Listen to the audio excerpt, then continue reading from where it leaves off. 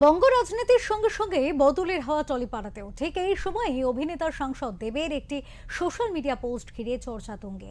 টলিপাড়ায় ban ও বিভাজনের সংস্কৃতি যেন অতীত হয়ে যায়, সে কথা জানিয়ে পোস্ট দেব।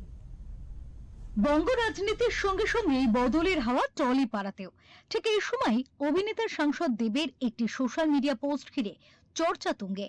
দীর্ঘদিন ধরে তৃণমূল কংগ্রেসের ঘনিষ্ঠ মুখ হিসেবে পরিচিত দেব এবারেও নির্বাচনে দলের হয়ে প্রচারের স্বরূপ ছিলেন, কিন্তু ফল ঘোষণার পর তার বার্তায় মিলল ভিন্ন সুর। রাজনৈতিক সৌজন্যের পাশাপাশি উঠে এলো শিল্পীর সত্তা ও ইন্ডাস্ট্রির ভবিষ্যতের কথা।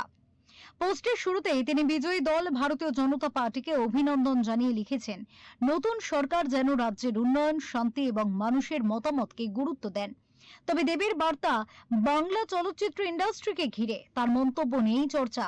তিনি স্পষ্ট করে অনুরোধ করেছেন, নতুন সরকার যেন শিল্পী ও সৃজনশীলতার স্বাধীনতাকে রক্ষা করে। এই মন্তব্যের পিছনে রয়েছে দীর্ঘদিনের এক অস্বস্তিকর বাস্তব।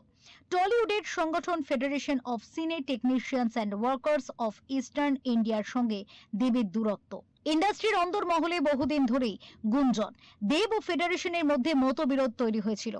পোস্টে যখন তিনি আরো দাবি করেন, ব্যান ও বিভাজনের সংস্কৃতি যেন অতীত হয়, এই কথা রেশ পুরনো দ্বন্দ্বেরই ইঙ্গিত হিসেবে দেখছেন দর্শক মহলের একাংশ।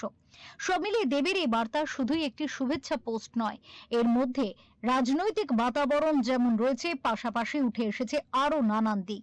আর জানি ইতিমধ্যে টলিপাড়া সহ নেট দুনিয়াতেও আলোচনা তুঙ্গে। ব্যুরো রিপোর্ট, ওঙ্কার বাংলা।